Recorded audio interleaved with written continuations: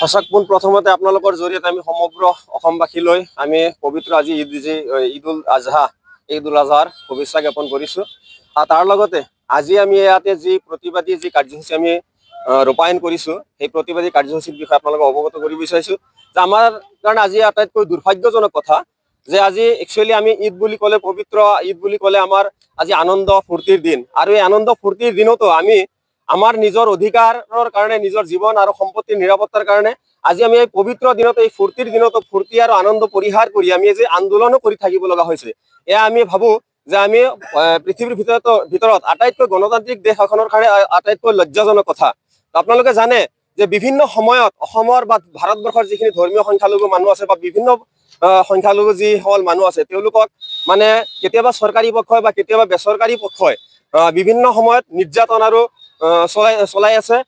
বিভিন্ন সময়ত তেওঁলোকৰ ওপৰত বিভিন্ন ধৰণৰ মানে নিৰ্যাতন কৰি থকা হৈছে। তাৰ প্ৰতিবাদত আমি কাৰ্যসূচী গ্ৰহণ কৰিছোঁ। আপোনালোকে জানে যে বিদেশী নামৰ সমস্যাটো আজি মানে 4-5টা দশক ধৰি অসমত এটা জ্বলন্ত সমস্যা। এই সমস্যাটো সমাধানৰ কাৰণে আমি সংখ্যালঘুসকলে বাৰম্বাৰ আমি দাবী উত্থাপন কৰিছোঁ। আমি আমছয়ে দাবী উত্থাপন কৰিছোঁ। আমি আমছয়ে স্পষ্টভাৱে কৈছোঁ যে বিদেশী নামৰ যি সমস্যা এই সমস্যাটো এটা স্থায়ী সমাধান হ'ব লাগে। কিন্তু সেই সমস্যাখিনি স্থায়ী সমাধান নকৰি বিভিন্ন সময়ত চৰকাৰী পক্ষই এই সমস্যাটো তেওঁলোকে জীয়াই ৰাখিছে আৰু জীয়াই ৰাখি পেলাই তেওঁলোকে এই সমস্যাটোক বিভিন্ন ধৰণে উপস্থাপন কৰি আমাৰ ধৰ্মীয় সংখ্যালঘু আৰু বিভিন্ন ধৰণৰ সংখ্যালঘু মানুহখিনিক তেওঁলোকে নিৰ্যাতন কৰি আহিছে। আপোনালোকে জ্ঞাত যে কিছুদিনৰ পৰা অসমত বিভিন্ন সময়ত বিদেশীৰ মানে অজুহাতত বা বিদেশীৰ এটা তাৰমানে অপবাদ দি বিভিন্ন সময়ত ভাৰতত যুগ যুগ ধৰি বসবাস কৰা যিসকল ধৰ্মীয় সংখ্যালঘু বা ভাষিক সংখ্যালঘু যিসকল মানুহ আছে সেইসকলক ৰাতিৰ অন্ধকাৰত শোৱাপাটিৰ পৰা উঠাই লৈ তেওঁলোকক মানে 2 দিন 3 দিন নাপাত্তা কৰি ৰখা হৈছে। তাৰপিছত সেইখিনি মানুহক আমি বিভিন্ন জাগাত আমি মানে অমানৱীয়ভাৱে তেওঁলোকক এৰি দিয়া দেখা পাইছোঁ। আনকি মানে সীমান্ত পাৰ কৰি বাংলাদেশৰ বৰ্ডাৰ পাৰ কৰি ফালে দিয়া আমি দেখিবলৈ পাইছোঁ। আৰু সেইবিলাক যেতিয়া মানে আমি আন্দোলন কৰিছোঁ বা কোৰ্টত আমি যিবিলাক আমি সেই কেছবোৰ লৈ গৈছোঁ বা কোৰ্টে যেতিয়া সেই কথাবোৰ চৰকাৰক মানে কৈছে যে সেই মানুহখিনি ক'ৰ পৰা লোৱা হ'ল বা কি কাৰণত লোৱা হ'ল ক'ত আছে, তেওঁলোকে উপযুক্ত কোনো প্ৰমাণ দিব নোৱাৰি, কোনো ধৰণৰ মানে প্ৰমাণ দিব নোৱাৰি তেওঁলোকে সেই মানুহখিনি আকৌ ৰিটাৰ্ণ আনি পেলাই তেওঁলোকক মানে ঘৰত পঠিয়াই দিছে। তাৰমানে তেওঁলোকে স্বদেশী, যাৰ কাৰণে তেওঁলোকে বাংলাদেশৰ বৰ্ডাৰ পাৰ কৰি দিয়াৰ পিছতো তেওঁলোকক ঘূৰাই আনিব লগা হৈছে। চাওক আজি এটা কথা যে NRC আমি আগৰ পৰা আমি দাবী উত্থাপন কৰি আহিছোঁ। এই NRCখন এটা দীৰ্ঘদিনীয়া এটা দাবী আছিলে। অসমত 6টা মানে বছৰ অসম আন্দোলন হৈছিলে। সেই আন্দোলনৰ পৰিপ্ৰেক্ষিতত এটা চুক্তি হৈছিলে অসম চৰকাৰ, ভাৰত চৰকাৰ আৰু অসম আন্দোলনকাৰী যিসকল আছিলে আপোনাৰ আছু বা গণ মুক্তি সংগ্ৰাম সমিতি তেওঁলোকৰ মাজত এটা চুক্তি হৈছিলে। আৰু সেই চুক্তিক অসমৰ সৰ্বস্তৰৰ ৰাইজে আৰু আমি ধৰ্মীয় সংখ্যালঘুসকল বা ভাষিক সংখ্যালঘুসকলে আমি মানি লৈছিলোঁ। সেই আন্দোলনৰ চুক্তিৰ ভিত্তিত অসমত বিদেশী সমস্যাটো স্থায়ী সমাধান হ'ব লাগে। কিন্তু সেই চুক্তি আজি ৰূপায়ণ কৰা নহ'ল। গতিকে তাৰ পিছত যিখিনি মানে NRC উন্নীতকৰণ কৰা হ'ল, সেই NRCখন সম্পূৰ্ণ সুপ্ৰিম কোৰ্টৰ প্ৰত্যক্ষ মনিটৰিঙত NRC এখন শুদ্ধ NRC মানে প্ৰস্তুত কৰা হৈছিলে। আৰু সেইটো আমাৰ ভাৰতবৰ্ষৰ যিজন তাৰমানে আপোনাৰ ৰেজিষ্ট্ৰাৰ জেনেৰেল আছিলে তেওঁলোকে কৈছিলে যে এইটো সম্পূৰ্ণ শুদ্ধ NRC। আৰু সেই শুদ্ধ NRC উন্নীতকৰণৰ পিছতো সেই NRCত যিসকল মানুহৰ নাম আহিলে সেই মানুহখিনিক আজিলৈকে কোনো ধৰণৰ প্ৰমাণ পত্ৰ নিদিলে। গতিকে সেই প্ৰমাণ পত্ৰখিনি তেওঁলোকক দিয়াৰ কাৰণে আমি দাবী উত্থাপন কৰিছোঁ। আৰু যিখিনি মানুহৰ নাম নাহিলে, আজি এটা ঘৰত মানে দেউতাকৰ নাম আহিছে, মাকৰ নাম আহিছে, 5টা ভাই ককাই বা বাইদেউ আছে, তেওঁলোকৰ মাজত 4জনৰ নাম আহিছে, এজনৰ নাম নাই। গতিকে নিশ্চিতভাৱে সেই মানুহজন কোনো পধ্যেই বিদেশী হ'ব নোৱাৰে। কিবা এটা খুটি নাটি ভুলৰ কাৰণে হয়তো সেই মানুহজনৰ নামটো নাহিল। গতিকে তেওঁকো এটা মানে আবেদন কৰাৰ বা আপত্তি কৰাৰ এটা মানে সুবিধা দিব লাগে। তো সেইখিনি আমি দাবী উত্থাপন কৰিছিলোঁ, সেইখিনি কৰা নহ'ল।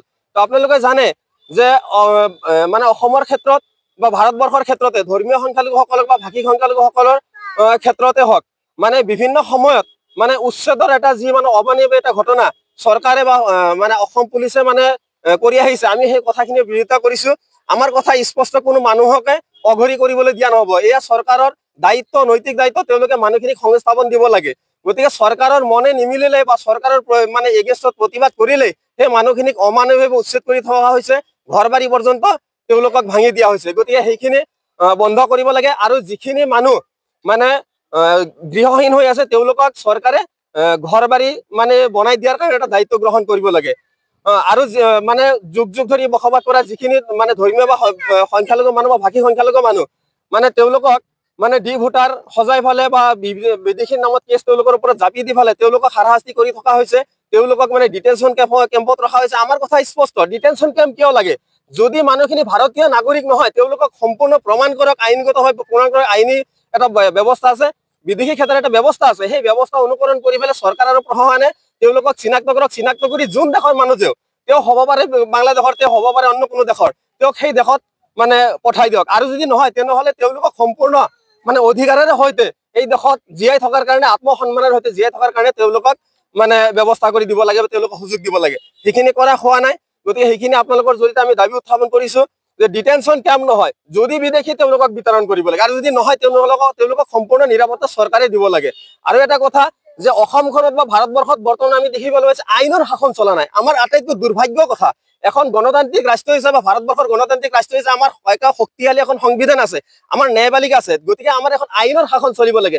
আইনৰ শাসনৰ পৰিৱৰ্তে ইয়াতে চলিছে মানে চৰকাৰৰ শাসন, বিজেপি চৰকাৰৰ শাসন। বিজেপিয়ে যেনেদৰে মানে বিচাৰিছে পুলিচক তেনেদৰে ব্যৱহাৰ কৰি ফালে পুলিচৰ জৰিয়তে তেওঁলোকে এখন অৰাজক এটা পৰিৱেশৰ সৃষ্টি কৰিছে।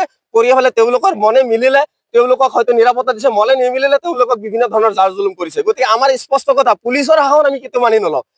পুলিচৰ শাসন আমি মানি লওঁ, আইনৰ শাসন চলিব লাগে। আৰু পুলিচেও আইনৰ গণ্ডিৰ ভিতৰত থাকি পেলাই, সংবিধানৰ গণ্ডিৰ ভিতৰত থাকি পেলাই তেওঁলোকে কাম কৰিব লাগিব। তেওঁলোকে মই মতালি কৰি পেলাই ৰাতিৰ অন্ধকাৰত কোনোবা এজন শোৱা পাতিৰ পৰা মানুহক ধৰি ল'ব, তাৰ পিছত মানে অধিকাৰ আছে মানুহক, যদি এজন মানুহৰ কিবা কেছ থাকে তেওঁক সম্পূৰ্ণ জনাব লাগে। নজনোৱাকৈ, পৰিয়ালক নজনোৱাকৈ, কোনো গাঁৱৰ গাঁওবুঢ়াক লগত নৰখাকৈ, কোনো ধৰণৰ পঞ্চায়তৰ মানুহ বা VCDCৰ মানুহক লগত নৰখাকৈ তেওঁলোকে ৩-৪ দিন নাপাত্তা কৰি পেলাই ৰাখিছে। গতিকে এই কথাটোক আমি তীব্ৰ বিৰোধিতা কৰিছো।